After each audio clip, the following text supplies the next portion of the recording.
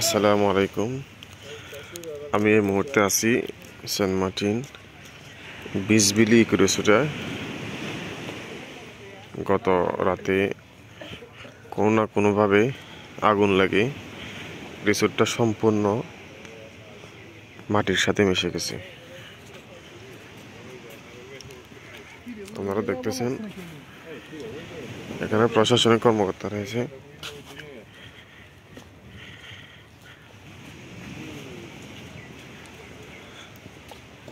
আসলে এটা খুবই দুঃখজনক বিষয়। সেন্ট মার্টিনে এ ধরনের ঘটনা এই প্রথম, কারণ এই পর্যন্ত আমরা দেখি নাই কোনো আগুন লেগে রিসোর্ট পুড়ে গেছে।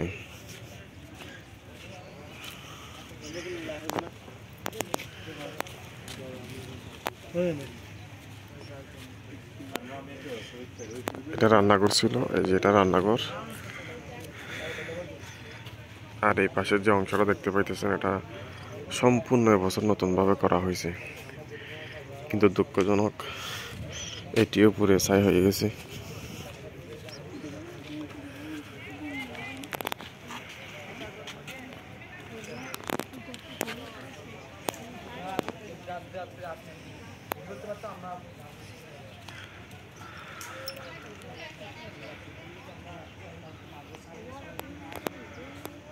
আসলে এটা একটা যে রিসোর্ট ছিল এটা আসলে বোঝা যাচ্ছে না, হ্যাঁ, সম্পূর্ণ পুড়ে ছাই, এ কারণে আসলে বোঝাও যাচ্ছে না। যদি একটা রুম থাকতো তাহলে বোঝা যেত এটা রিসোর্ট। আসলে একটা রুম আকারই নাই, সব পুড়ে ছাই।